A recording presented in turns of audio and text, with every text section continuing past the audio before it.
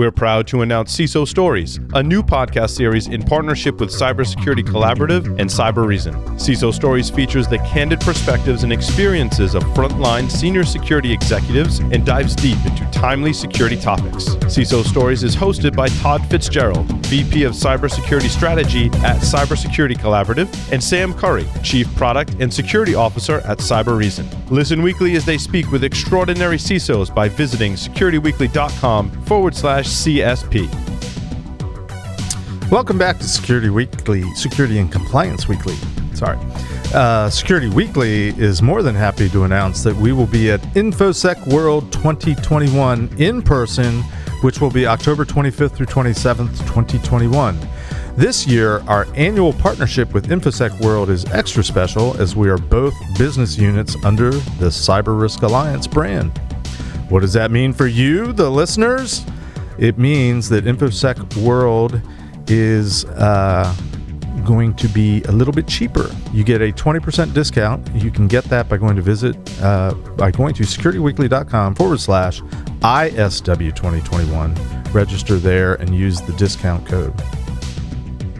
Also, of course, if you want to stay in touch and stay in the loop on all things Security Weekly related, go to securityweekly.com/subscribe. You can sign up on your favorite podcast I can't talk today. Catcher, YouTube channel. We've got a mailing list. We've got the Discord server, which is always interesting and entertaining during this show. And of course, on our newest live streaming platform, Twitch, which I am proud to say I'm still resisting joining, for better or for worse. All right, let's get back to the discussion. We want to try to pull in, obviously, what can we do about it? And we've talked mostly about the need for awareness training and education of really users at all levels, but even probably more so the consumers. Any initial thoughts beyond that on where do we go from here, Steve? Yeah, so it's a two-pronged approach for us from the human firewall perspective. Is we can control the interactions with the employee as if they're all on the ADP network, for example. But it's when they're off the network, when they're at home, when they're using their mobile device. That's where we really get into some areas of exposure that concern us the most. And unfortunately, again, because we've all been driven home and to work remotely, et cetera, the line between home and office is really, really blurred now. You can see I'm here in my quote-unquote home office, and I like to say that I'm working from home now, or home at working, depending on how you look at it, right? That's the problem for us, is you can lock down kind of one channel, but we can't get the other channel out there. And as Scott mentioned too, it's looking at the family, et cetera. So, here I am in an office, and what are my kids in the same network, et cetera, right? That's a whole different conversation, but that's the problem for us right now is really trying to make sure we lock down all the different avenues, because people are so connected in so many different levels between social media platforms, financial sector, retail, e-commerce, et cetera. There's just so many ways to get at the individual that it's almost impossible to protect it all. Hey, Steve, I have a side note there. A lot of us security people, we talk about, well, what is the risk of a kid using a corporate laptop and then infecting the laptop and that laptop coming back into the environment. But what a lot of us don't look at from a cyber perspective is, what is the business doing to that laptop? What is the business extending into that family? If the business gets compromised, are they compromising the family as well? Side note, go ahead. Yeah, interesting point. Way to think about that. Exactly. We're now connected home and work probably forever, right? Before there was at least a dividing line there. But now, and people are unfortunately sharing laptops with their kids and things of that nature, where you wouldn't do that at home, right? Your laptop just would stay there, or et cetera. So it's going to be an ongoing thing, right? And as we go back to the office, I think it'll get a little better. But I know from an ADT perspective, what we have installed on the laptops, some of it I know, some of it I don't know, and that's by design, right? But I don't share it with anybody else. But I can guarantee there are employees that do. They just don't know any different, or honestly probably don't care, which is unfortunate. So I had a scam call that I took. I still have a landline because I'm an old fart, and I got a call maybe about a week ago the person with the very pronounced Indian accent, because who knows where he was located, was saying fairly convincingly, at least initially, that he was calling from Amazon Prime, and there were some suspected charges to my account that they were concerned about. I'm like, okay, so far so good, except for I don't have an account like that, but let's go with it. And he asked me, were you or any of your family members in New Mexico in the last day or two? I'm like, no, keep going. He's like, well, there was a charge for this and a charge for that. And I'm like, well, that sounds interesting. He said, are you using an Android or an Apple phone? And I'm like, why does that matter? I said, yes, I'm using one of those. And he pressed on, and he finally said, well, can you get onto your Amazon account? And I said, well, I don't do that from my phone. I do it from my laptop. And I said, okay, go to your laptop. And he's like, and then he starts saying, click on this, click on that. I'm like, okay, goodbye. It was fun for a while. I like to keep these guys on the line as long as possible, just to waste their time. Of course. But to turn that into a question, what are some things that people can do as consumers? Obviously we're not going to stop it. You guys are struggling to find this stuff with ML and AI. What are some telltale signs that maybe people can be on the lookout for, and how can we try to find it, that stuff's going on? Any ideas?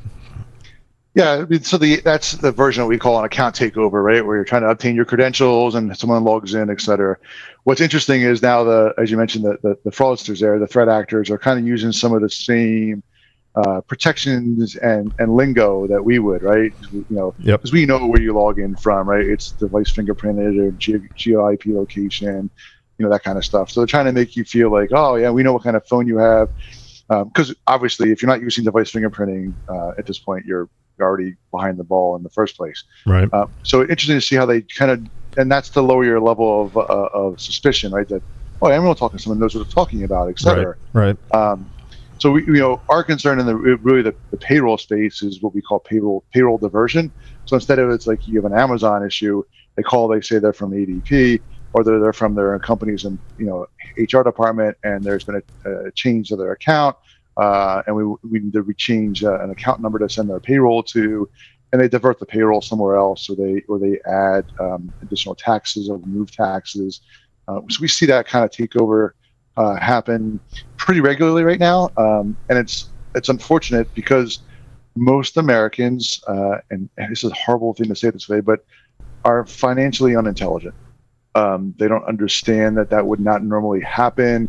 Then we do the good old-fashioned 2FA, right, with step-ups, et cetera, and then they give the codes away. You try to do everything you can to lead them away from the threat, and they keep going back like the moth to the light. They keep going back to the light, and that's really a problem for us. So again, but it's so beautiful. Yeah, it's shiny, and they want to go right to it. And so for us, we've really kicked up the level of not just fingerprinting, but knowing the device and looking at the device and behaviorals. So, what is your normal activity, right? And, when do you log in? How often do you log in? How do you hold your phone, right? Pixels, your keystroke patterns, all those fun things. We're looking at that every time you log into your account. And we're looking at that from a credential perspective, too, from our we call our payroll administrators, the important people. Because it's one thing for us to protect the client who's got like a one-to-one relationship. Like if I get my credentials and someone steals it's just me. But if I can get, Josh's, and Josh is the payroll administrator for 200 people, now I've got a 1 to 200. Now I can change 200 payrolls. So that's a lot more damaging.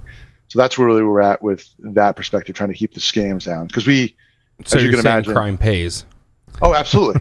Yeah. Sometimes I wonder if it's more profitable. Well, I got a question: is with the global pandemic. So, how vast is the gap between compliance and technology compared to what the outside the box the organized crime has done with the pandemic? Is the gap so vast that the rest of society is 2 or 3 years behind because of it, or is it because we got caught up in the minutia of the pandemic that this organized crime just took off and taking advantage of people looking elsewhere? Yeah, I would say it's what I refer to as the perfect storm, like the movie. It's a combination of things. So the first combination was the fraudsters have been stockpiling literally synthetic identities and entities because of ECDSV, which is the new SSA tool to validate Social Security numbers. So what they were doing is putting all that stuff into the SSA databases so that they look legitimate when that tool gets turned on in a few weeks. The second part of the problem was we are dealing with a lot of state entities, right, who are still using green screens, essentially, right? Are you referring to sleds as well? What was that again? Sleds, the sled market, state, local. Yes. Okay. Yep.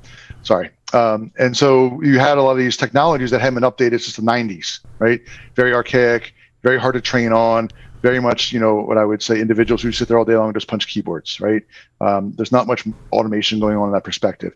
And then obviously what you had is the next part of this was the financial sector kind of is in two splits, right? You have the traditional big banks who are just, handle retail banking, branches, and good old fashioned underwriting. And then you have that fintech space, right? So the fintechs, like you mentioned, have pushed the big banks to become more nimble. And I think, like you said, they're 2 to 3 years behind. Maybe before COVID, they were probably 5 to 6, but I think they're now probably 1 to 2 behind. Like Capital One and Fifth Third just pledged last week to go basically branches. They're trying to compete with, the Chimes and Strides and all those quote unquote neo banks or challenger banks. Yeah. Yep. Because they can't keep up.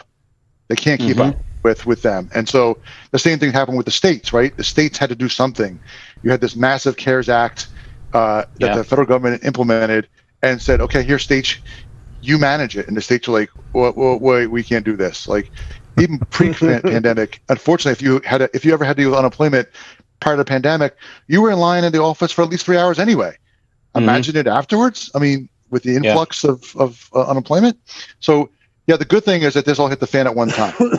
So hopefully people are going to get a little caught up. I know the states needed an overhaul. They're going to get it. Big banks got the wake up call. They were losing revenue and customer share like crazy. But the bad guys were ready and they had the data there. Not to mention all the PII that's floating around, right? You can get the Fools. A Fools is like $12 now. There's so much of it available that it was perfect. Well, one of the articles I just read recently that New York itself lost $1 billion in fraudulent claims for unemployment because of organized crime, utilizing, like what you said, synthetic identities, deepfakes, whatever. They were overwhelmed during that period of time, and they just literally now did the calculations. They use a third-party company to identify the fraud was actually happening, and they've estimated it's $1 billion that they lost during the height of COVID during that process of 2020. Well, going back to compliance, that's the problem is, right? So you have these all individuals who really need the money, but in order to vet and authenticate all that unemployment, you're going to put significant friction, and then these people need it. So now you don't give money to people who need it, and now you have compliance issues, right? So it's unfortunate the states are in a situation. It's like we'll clean the mess up later. That's let me ask a real quick question. ADP is a company, payroll company. What regulatory compliance standards is ADP bound to follow? Sure. So we have two spaces where we handle regulatory. One is obviously through the card space. So we issue what are called pay cards. They're essentially debit cards. So when it was sitting in your paycheck on a paycheck, or getting it deposited via ACH, we will send your paycheck directly to a Visa debit card. So we have to deal with your favorite 3 letters. So that is one regulatory standard. Go ahead, you can say it. No, it's like Beetlejuice. I say it 3 times, it'll pop up somewhere. And the last thing we went to about a year and a half ago, because we operate in all 50 states, we're dealing with 50 different states' privacy standards, et cetera, right? So ADP went into a trust bank. So now we are a federally regulated, FinCEN regulated, trust bank. And that eliminates 50 other states' privacy issues. We now just deal directly with the OCC, which means we get to deal with things like, those fancy reports that we can't see the name of that are 3 letters. We have to file those now and things of that nature based on any suspicious activity that we see. So would you say that ADP is actually doing it better than most of the other payroll companies that are out there? Yeah, I think we went to the first. We're the big, we're the grill in the room, right? And so, because we wanted to get things a little more efficient for us across all the states, yes, we are now a trust bank. So we have significant regulatory, things to deal with, as opposed to other payroll companies that are just MSBs, which is a lot lighter from a regulatory perspective. Now, what does ADP have plans? Let me rephrase. In the past, we've seen cyber insurance companies have a real problem with being able to hold companies to compliance, regulatory compliance. Is that something that ADP is going to start offering, or start holding companies' feet to the fire with, to say, to get payroll, you have to be this tall to ride this ride? I've asked this question in multiple places, and I'm trying to see across the industry, where are the different injection points for requiring that compliance? Where can we inject into businesses to help them not only do the basics, but go above and beyond and start with compliance versus starting with security and saying we need to check all these boxes just because? Yeah. So just disclaimer, this is Steve's opinion, right? So in our larger, an executive at ADP right now, you should mute your device and walk away. So in our larger clients, right, we pay the big boys, right? I said the Fortune 500s, most of those, they all have their own programs, right? So for us, we're just what we call managing their payroll. It's just moving money for them, right? They have their own HR systems, and we just take money from A to B, move it around. So for there, we can ask them to do certain things, but most of the time they're already on their own standards, right? It's like us telling PayPal how to be secure, us telling Bank of America how to be secure, right? They're already doing that, right? We don't need to get in that space. It's the other 700,000 small businesses. That's the problem, right? And then, like anything else, we're in business to make money, like any other business is.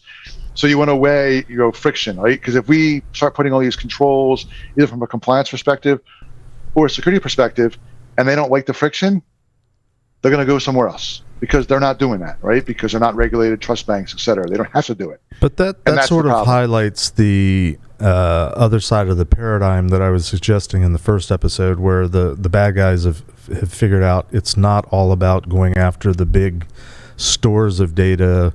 Especially in a credit card world, there's much more attention now focused on the SMBs, the mom and pop shops, and I think this is an industry problem, and I don't have a good solution for it, but for the last 25 years or so, this entire industry is focused on the enterprise, and under the assumption that the bad guys are going to go after the big fish, but they've figured out how to go after the little fish and be even more successful. And you can think of it like that. If they're making money doing all the illegal things, they're successful. So their business model has changed. We as an industry, I think, are completely unequipped to answer the question of how you address all the small players that aren't funded, don't fit the classic use case. They don't have the profiles of having teams and groups and a CISO on down. They've got a guy, a person, maybe one or two that are responsible for IT, and they rely very heavily on all the technology that they use being secure sort of out of the gate, so that they don't have to think about it and don't have to do it. I'm not asking you to answer this question, but because I think it's a question that our entire industry is needing to grapple with. But do you see it on in your corner of the world, in your focus, and any ideas on how to address and focus on the people that nobody likes to focus on it because the perception has been, well, there's no money in it? Yeah. So small businesses and mediums are a huge part of our economy, right? They're not the big players, so to speak, but they are a large contribution, excuse me. And so the other thing I think we're seeing a little bit of an issue with would have to be a change in some regulatory or compliance, in that in a consumer space, if there's fraud, the financial institution or entity has to bear that financial loss. In a commercial or business transaction, that loss is transferred to the business. So, there's really no skin in the game for, not just, ADP, but anybody in the small business space to make them do what they need to do because it's not going to be their skin. And that's the tricky part there. So, like you mentioned, it's one person. They're the IT, they're the maintenance person, they're the accountant, right? And they're running the business all at the same time. They're the plumber. Welcome to the Many Hats Club. Yeah, and they know that, and they're all using one credential to access every site, and they're using one machine to access everything, right? Hey, they've got a second credential for their porn sites. Okay, come on. At least they're using a VPN, at least a free VPN, probably. Oh, free VPN supplied directly by Russia for their porn sites. Yeah, and they're banking. They're using the Chinese VPN. Let's be clear on this, okay? So to put a disclaimer out there, make sure you do your homework on any VPN that you may choose. Make sure it's a paid one, because normally the paid ones have more protections than the free. Back to our discussion. Normally, that's a different discussion. I said normally. I'll blatantly. This is a plug that I have no financial endeavor or claim to, but F-Secure Freedom was pretty good when I used it. Had high ratings and didn't keep logs, blah, blah, blah, blah, blah. Okay, back to Steve. All good. Back to you guys. Well, it is a group discussion. What's the worst thing you've ever seen in terms of synthetic identities or synthetic entities? I've got to ask. Yeah, so I'm concerned that we're going to see the worst thing with PPP because the amount of money that was issued really concerns me, because what we're seeing now in the federal indictments, and I see them every day, right, is what I call the idiot fraudsters. The ones who, it's easy to catch them because they got $100,000 and they bought a Maserati, a Ferrari, and a yacht, and like, oh, that's just one and done type crime. What scares me to death is this thing that's going to happen in the next 18 months, right? Is that all the organized stuff that's sitting out there that we don't know about yet, right? And the big stuff that's out there we don't know about yet. The creating the synthetic businesses and entities, and now I'm using synthetic identities. Could we have? And I'm sorry, I have to break in here.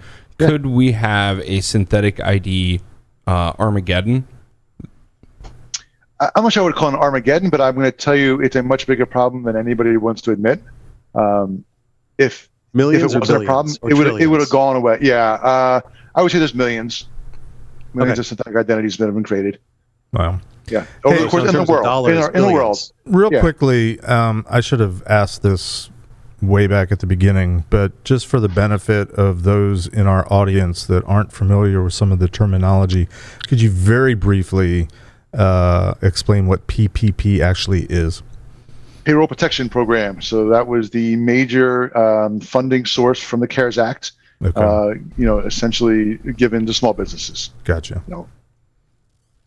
Or those who were lucky enough to fill out the paperwork and get 20x return.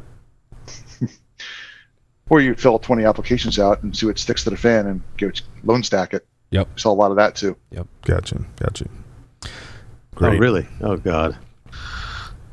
Yeah, there was literally no communication between the banks and the SBA, et cetera. You could literally apply at 30 different places all on the same day, and they would have no idea that there's connectivity between those. Wouldn't have to change anything either. Just keep applying at multiple places. I would guess part of the problem is, you're inferring that there was a certain amount of unpreparedness, but you also were claiming, maybe claiming is too strong a word, that larger institutions are accustomed to this. They were already doing a lot of things. I would push back on that, since I have worked with so many of these large companies over the years, that the companies organizations that we think of, oh well, they're big, they must do it all right. Very, very often that's not the case. If we're honest. And I think part of it, I have to refer back to PCI because I'm a one-trick pony in this sense. But the game of PCI these days, especially for the smaller companies, is twofold. One is push it off to some other organization so you don't have to think about it. Which, from a practical perspective, there really is no other good alternative right now. But also the idea that, and I fight this on my own team at my company. We're a QSA company. We do the assessments of companies to see if they're following all the rules. The game has become, how do you de-scope? How do you cut down on the requirements you have to follow? How do you do all sorts of these great security things, invoking encryption and tokenization and things like that, to reduce scope? And I keep trying to, as much as I can, interject and say, that's not the motivation. The motivation for doing all of this is to be more secure. If you get scope reduction, as a result, great. But, some of it's sort of a mind game. It's a perception. But security should be what we're going for. If you metric something, it will be improved. This is a warning, not necessarily a good thing. Right. If you metric scope, it will be improved, in this case, by reducing it. Right. Yeah, but reducing it is not really the methodology that we need to take as an industry. In fact, it should be increasing the scope to make sure that we get a holistic view of an entire organization. Unfortunately, a lot of the compliance regimes that are out there are very specific set on this piece, this part over here, doing this, blah, blah, blah, blah, blah, when realistically it should be the whole organization, because look at the ransomware attacks that have recently happened. 68,000, 70,000 attacks since 1 January. I would put money on it that those attacks were not on compliance systems. They were on the uncompliant, unregulated systems. So instead of de-scoping what we're doing, it should be a holistic approach to the entire environment. Can somebody fight me on this, please? Or they'll just offload it to legalese and put in reasons of why they won't pay out or return money if you've had fraud, right? You get complacency now with credit card transactions that are fraudulent, pay it back. Or you're using these third-party pay apps, especially in the small to medium-sized businesses, that can get compromised. There was an article last week where a guy with a small, medium-sized business had $3,000 using those pay apps, and the bank had it in their legalese that if you actually committed to it, you're not going to get your money back. So, because that's where the problem is like, I hate to say this, it's like offsetting some risk to cyber liability insurance thing that's going to cover everything. Yep. Some entities won't invest the time to fix stuff, so they'll just pass it to the lawyers and say, okay, here's what we can do. If we find this, then we just end up don't paying money back or fixing the issue because we found a legal loophole. So utilizing the lawyers to write off risk, right? Correct. Instead of using somebody to write off financial stuff, right? Correct. Yep. Well, let me ask you this, Steve. In the old days, one of the things that I tried to tell my customers, and I think this was a fairly consistent and good recommendation or rule in the traditional security information cybersecurity world, and I'm wondering if it applies here or how it could apply here. I was taught early on in life, and I applied this concept that I learned that when in the old days, tail.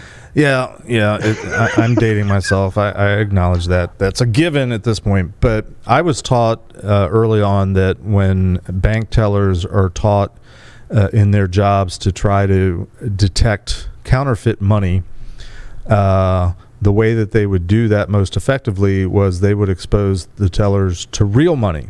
They would have them hold it, feel it in their hands, smell it, crumple it up, just get used to what is real. Is there any application to inundating, the people involved in this? And of course, this ultimately goes down to the consumer. Educating them is part of the education, trying to emphasize what is real, the real sources, the indicators that are reliable and trustworthy. Is that something that can apply here, or is that? So what you're saying is there any type of conditioning for this? Is that right? Yeah, that's one way of saying it, but I'm interested in your perspective, Steve. Sure. So I would look at it from this perspective: is that, let's just talk about what we have going on here in the United States. Is that we've accepted convenience over anything else, right? And that is what we want. We want it faster. We want it easier. Don't talk to me. Don't touch me. Let me be out of here in seconds, right? And so that's what's been conditioned to us right now. And when you want people to stop and take an extra, think about when the chip card was finally implemented, right? That's what I was thinking. Forever and ever and ever, right? I just got my dad finally using the chip card, and he's figuring it out. And I'm like, that has an NFC on it. You can just hold it over the top of it. He's like, what do you mean? I'm like, well, Europe's been doing this for 20 years. But that's the idea. It's like, it's just about convenience now, right? Even using, Apple Pay or Google Pay, whatever, Samsung, whatever they call it now, who knows? It's just that idea about security. And I fall victim to it too. I don't want to take my card out and, wait in the chip and wait when I can just use my Apple Pay, right? Where I can just tap and go type scenario. That the convenience is what's been conditioned, right? And we want it so fast that we don't really care how we get it, as long as we get it fast. That's what kind of scares me, is they don't think about it. I think Liam was talking about, one of the peer-to-peer payments, right? People don't think about like Zelle, which is fantastic, but it's designed for peer-to-peer, not peer-to-business. If you do any business transactions on Zelle, you automatically negate any of your liabilities is all on you. Yeah, you're done. Yeah. And so that's what people don't understand that, and small business owners want to use Zelle to pay people and PayPal, et cetera, and it just doesn't always work for them. Well, it's easy, it's convenient from the consumer side, but the attraction for the businesses and organizations presumably is they bought into it because they think it's ultimately cheaper to implement. Yeah. Well, they also believe that they're protected too, unfortunately. But they don't realize blockchain. Stop it. Yeah, I mean they've merged again. Johnny, mute his microphone. He said blockchain. I don't want to hear him again on the show. They've merged. Small businesses have merged. Their business and home are always intertwined, right? They're using the same Gmail address. They're using they're the same thing. Sometimes they're using the same personal banking accounts. Right. You'd be surprised how many SMBs are using personal banking accounts. Sure. Like how do you help that? Okay, it's tough. They don't realize that they're putting themselves at risk. But I'm pretty sure I've seen, commercials for the various credit card companies where they're, the guy's got a small business, a startup, and he's been able to get, $20,000 back on his, I won't say the brand, because he used it for all of his business purchases. Don't mind me, I just dropped my Cash App. Yeah, well, stop it. Steve, give us some practical advice as best as you can. 3 to 5 things, takeaways of we can do as individuals. We can try to, as professionals, try to push out to our clients and the companies that we work for. Try to sum up just what are some practical things that we can try to do to combat this issue. Yeah, I mean, some of this is going to be obviously common sense type stuff, but this applies to both the consumer and commercial, right? It's limit what you put out there, right? We don't, we always think about, don't put that on Facebook, but LinkedIn is just a version of Facebook. Right. That's all it is, right? But people put their stuff out there all the time. And if you, again, anything, what are your controls on LinkedIn? Can anybody see your post? Can anybody do this? Can anybody comment, et cetera, right? It's the idea too. I have 10,000 Facebook friends, and I see the same thing now on LinkedIn. I have 10,000 connections. At least they put 500 plus now.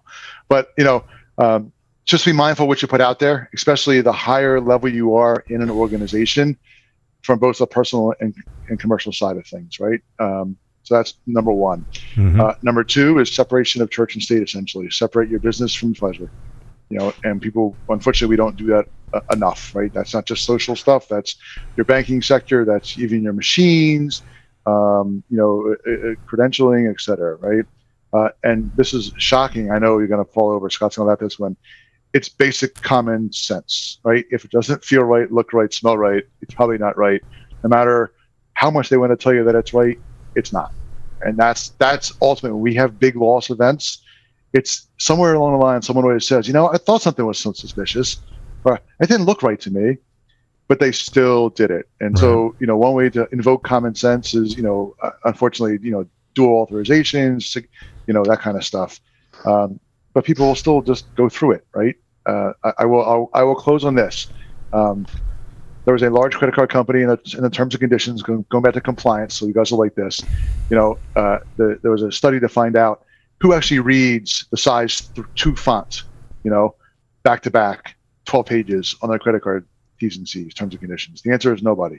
Right. So a large credit card issuer basically put a phone number on the back of that. You call that number, and you won $10,000. All you had to do. And they never paid out. It ran for a year. They paid 2 people. Wow. So the moral of the story is, next time you get your terms and conditions, read the last 2 sentences. So look for the phone number. That's what I got. Jim Gilson in the Discord is saying that it's funny that companies like Bank of America promote Zelle heavily. Why? Because they own it. Well, that helps, yes. Zelle's part of the early warning system, which the conglomerate banks own. And the big banks came together to combat PayPal. That's what they did. They were losing their you-know-whats to PayPal. And so this is what they formed, is Zelle. They own it. That's why they push it. Well, that's like, doesn't JPMC own Zcash or, no, Goldman backed Zcash, I think. Yes, yeah. And so there's cryptocurrency that they own. They own some of those like Zelle Cash App style things.